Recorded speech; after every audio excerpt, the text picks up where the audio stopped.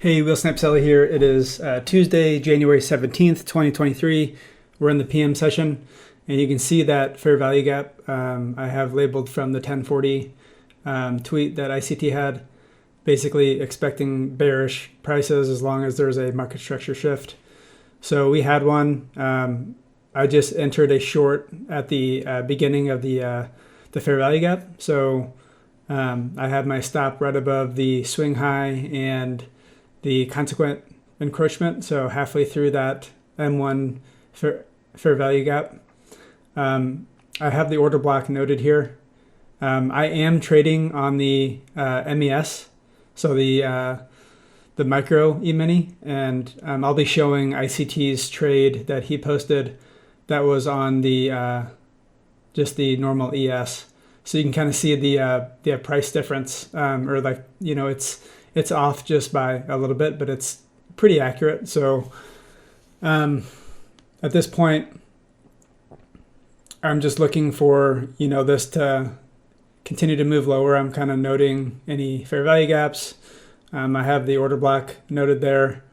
So we got some movement down, and I'm noting this fair value gap. I'm going to go ahead and pyramid into this one. So I sold one more at 40.14, and then I noted this volume imbalance here, and I noticed that this isn't showing on the ES.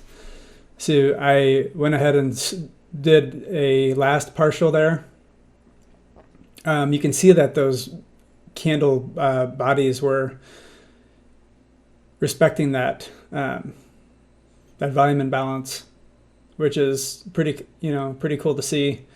So I originally had the sell side at 4,000, but I noticed that we were kind of running out of time, and so I basically just moved it up to that swing low. So here's ICT's tweet. He had a 19K day, and here's his trade that he posted from the PM session. So he basically entered at that volume imbalance right at the top, kind of where that order block was. So you can see, you know, I had entered way early, wasn't really expecting it to go up that high, but I had my stop loss in I guess it was in the right spot.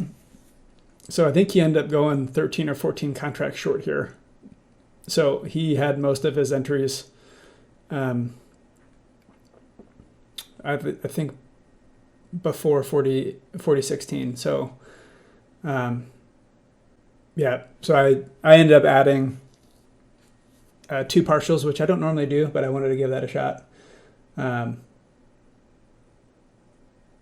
just kind of watching the rest of his trade pan out here. It's kind of nice seeing his notes as he's kind of going through his thoughts. So and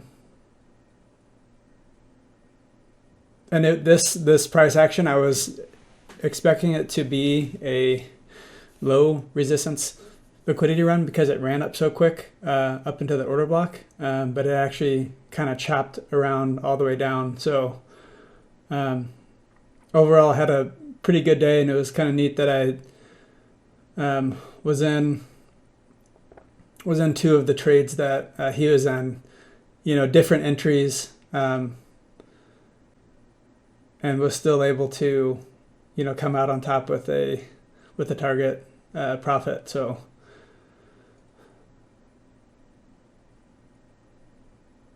and so, you note here, he'll say that, you know, the end of the day macro is going to go into effect, and basically around 3:45, that's when it starts to push to where there's resting liquidity.